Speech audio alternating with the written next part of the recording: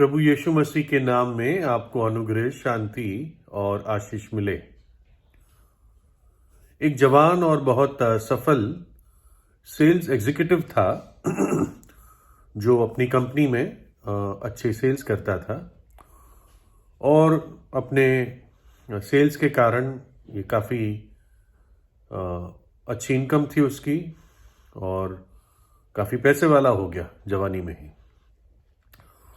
और उसने एक बहुत अच्छी नई गाड़ी खरीदी, अच्छी क्वालिटी की और जो महंगे सेक्टर में आती है, और अपने नेबरहुड में, पड़ोस में गाड़ी को चला रहा था। और इस बात का भी ध्यान रखा था कि क्योंकि पड़ोस था, कि बच्चे इधर उधर से आना जाए, कोई ऐसी दुर्घटना ना हो जाए।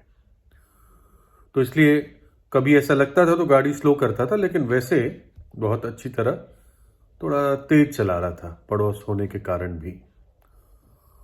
और उसने देखा कि कोई बच्चे ऐसे हैं नहीं, लेकिन सडनली एकदम से एक ईंट ने आके उसके साइड के दरवाजे पर गाड़ी को मारा। ईंट, ब्रिक। और जैसे उसने धड़ आवाज सुनी तो उसने एकदम गाड़ी रोकी। जिनके पास गाड़ियां होती वो समझ सकते हैं, जब चलाते हैं कि थोड़ी सी भी आवाज आती है लगने की तो कैसे लगता है, पता नहीं कैसा स्क्रैच लग गया। लेकिन ये तो पूरा ईंट या ईंटा किसी ने मारा। तो उसने ब्रेक मारी और फिर अपनी गाड़ी पीछे ली उसी जगह तक जहां पर उसको लगा कि ईंट आई थी यहां से। और उसने देखा तो एक वहां पर छोटा बच्चा था, लड़का था, और मतलब बच्चा ही था। और उसने एकदम उसको पकड़ा और एक और गाड़ी वहां पर थी, उसको उसके ऊपर दबाया उसको, और कहा, तुझे मालूम है तूने क्या किया? मेरी नई गाड़ी पे तूने ऐसे ईंट मार दी, तुझे पता है कितना खर्चा लगेगा मेरा? तो वो बच्चा रोने लगा और वो कह रहा था कि सर मुझे माफ कर दो, लेकिन मुझे नहीं पता मैं क्या करता। फिर उसने इशारा करके दिखाया कि देखो, मैं अपने भाई को व्हील चेयर पे ला रहा था, क्योंकि ये ऑब्वियसली चल नहीं पा रहा था।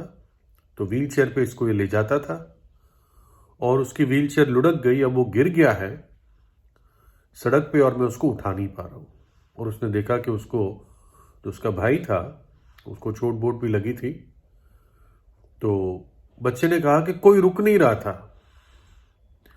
जब मैं मदद के लिए कोशिश कर रहा था, किसी की भी गाड़ी रुक नहीं रही थी, इसलिए मैंने ईंट लेके मारी कि जो भी अगली गाड़ी आएगी मैं ईंट लेके मारूंगा ताकि मेरे भाई को कोई उठा ले यहां से।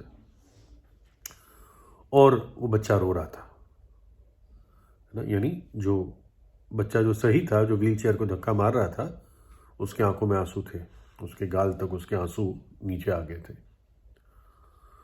और फिर उसने कहा कि सर प्लीज मेरी हेल्प कर दीजिए और मेरे भाई को व्हील चेयर पर रख दीजिए। तो जो व्यक्ति था, गाड़ी का ओनर, उसने सडनली वो चुप हो गया जब उसने हालात को देखा और उसको नीचे पड़े हुए देखा। उसने अपना रुमाल लाके उसके घावों को थोड़ा सा दबाने की कोशिश भी की और फिर बच्चा अपने भाई को व्हील चेयर पर लेकर अपने घर की तरफ चला गया। लेकिन ये जो व्यक्ति था, जो गाड़ी का ओनर था, इसको एक बड़ा अजीब सा अनुभव महसूस हुआ। उसने सोचा, उसके मन में ऐसा लगा, धीरे धीरे अपनी गाड़ी तक गया और उसने जो उसके गाड़ी पे डेंट पड़ा, उस डेंट को ठीक नहीं कराया, क्योंकि इंश्योरेंस में वो ठीक हो जाता, उसके शायद कुछ पैसे ना लगते, क्योंकि उसकी गलती से नहीं हुआ था ये। लेकिन उसने ये सोचा कि ये मैं अपने आप को याद दिलाने के लिए रखूंगा कि जीवन में इतना तेज कभी ना चलो कि ईंट मारकर हमें रोकना पड़े, या कहीं से ईंट हमें लगे और हमें रुकना पड़े। ऐसी परिस्थिति हमारे जीवन में ना आए, हमारा जीवन इतना तेज ना हो, इतना लापरवाही का ना हो। इसलिए उसने उस गाड़ी पर अपनी गाड़ी पर वो डेंट जो था वो रहने दिया। और परमेश्वर भी हमारे मन से बात करता है, हमारे दिलों से बात करता है। और कई बार जब हम उसकी आवाज़ को नज़रअंदाज कर देते हैं और उसकी इच्छा को नहीं मानते, तो परमेश्वर को भी हम पर कभी ईंट फेंकनी पड़ती है और फिर वो हमारे ऊपर छोड़ देता है, तुम सुनो या ना सुनो। नीति वचन में परमेश्वर की बुद्धि इस प्रकार से बयान करती है परमेश्वर के वचन में, तुम मेरी डांट सुनकर मन फिराओ, सुनो मैं अपनी आत्मा तुम्हारे लिए उंडेल दूंगा, मैं तुमको अपने वचन बताऊंगा। मैंने तो पुकारा परंतु तुमने इनकार किया, और मैंने हाथ फैलाया परंतु किसी ने ध्यान नहीं दिया। वरन तुमने मेरी सारी सम्मति को अनसुनी किया और मेरी ताड़ना को का मूल्य न जाना। इसलिए मैं भी तुम्हारी विपत्ति के समय हंसूंगा, और जब तुम पर भय आ पड़ेगा, वरन आंधी की नाई तुम पर भय आ पड़ेगा और विपत्ति बवंडर के समान आ पड़ेगी और तुम संकट और सकेती में फंसोगे, तब मैं ठट्ठा करूंगा। उस समय वे मुझे पुकारेंगे और मैं ना सुनूंगा। वे मुझे यत्न से तो ढूंढेंगे परंतु ना पाएंगे, क्योंकि उन्होंने ज्ञान से बैर किया और यहोवा परमेश्वर का भय मानना उनको ना भाया। उन्होंने मेरी सम्मति ना चाही, वरन मेरी सब ताड़नाओं को तुच्छ जाना। इसलिए वे अपनी करनी का फल आप भोगेंगे और अपनी युक्तियों के फल से आज्ञा जाएंगे। तो परमेश्वर यहां पर कहता है, मैंने तुम्हें बुलाया, मैंने तुम्हें पुकारा, मैंने तुम्हें ताड़ना भी दी, लेकिन तुमने ना सुनी। ये परमेश्वर मनुष्य जाति को कह रहा है कि मनुष्य मेरी आवाज को, मेरे आत्मा के आवाज को इग्नोर कर रहा है, अपने मार्ग में चल रहा है। और प्रभु कहता है कि फिर ऐसा समय आएगा कि जब भयंकर परिस्थितियां मनुष्य जाति पर आएगी, तब वो कहेंगे, वो प्रार्थना करेंगे, परमेश्वर कहता है मैं नहीं सुनूंगा। इसलिए बेहतर यही है कि जब परमेश्वर आपसे बात करता है, आपके जीवन में आपको रोकता है, शायद कभी ईंट मार के, तो रुक कर सोचे। एक गीत है, रुक के जरा तो सोचो तुम, मरने के बाद होगा क्या।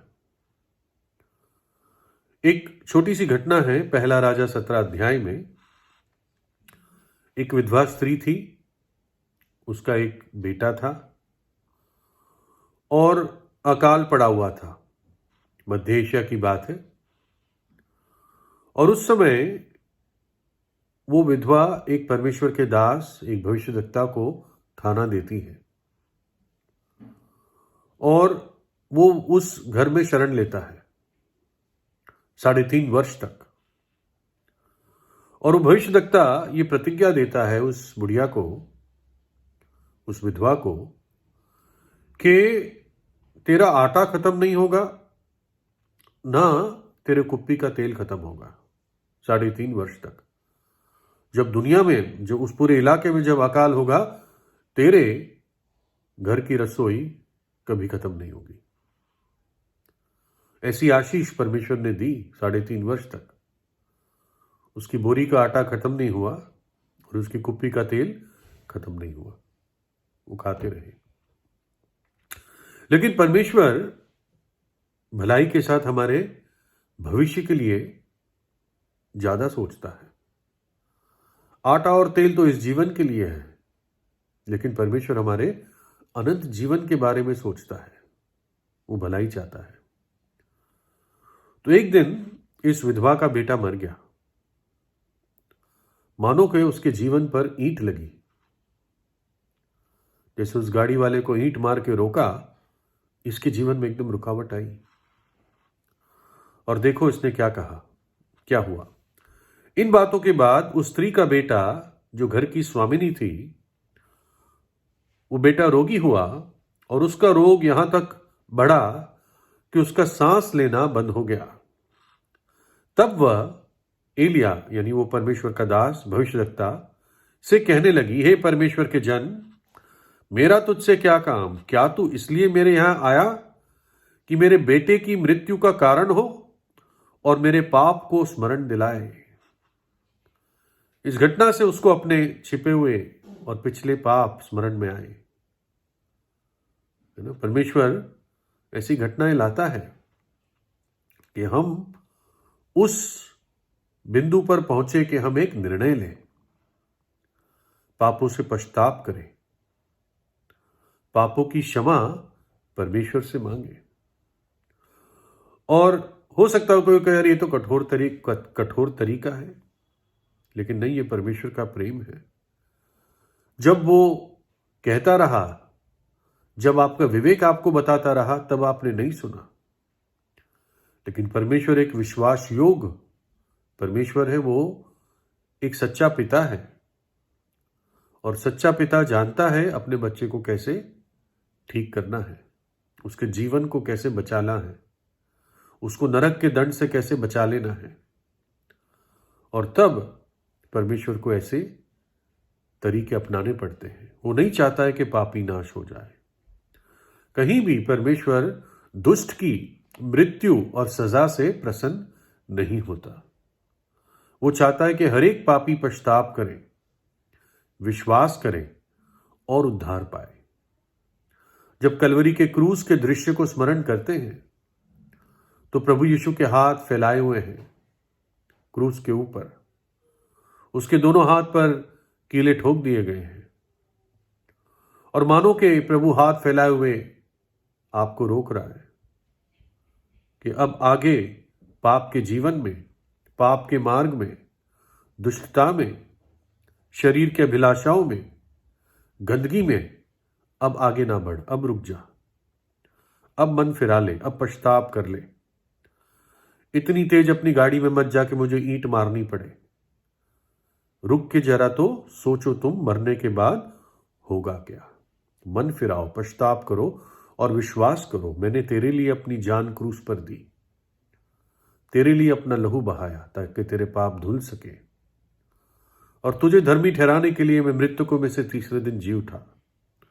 जीवित परमेश्वर हूं, युगान युग जीवित हूं। है ना? आज ही प्रभु यीशु पर विश्वास करें।